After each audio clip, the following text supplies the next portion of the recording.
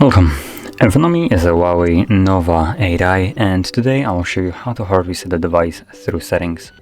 So to get started, obviously you want to open up your settings. From here, we're gonna scroll down to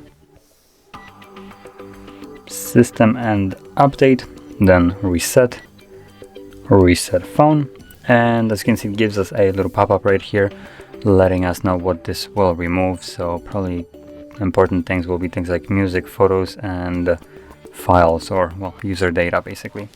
So if there's anything of that sort that you'd like to keep, do back it up beforehand, otherwise you lose it permanently.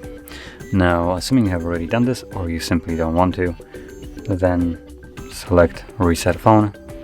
If you have some kind of PIN, pattern, password, confirm it and select Reset Phone once more, and this will begin the process.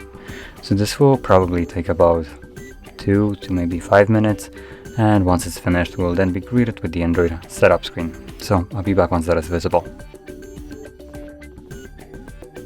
And as you can see, now the process is finished and you can set up your device however you like. So if you found this very helpful, don't forget to hit like, subscribe, and thanks for watching.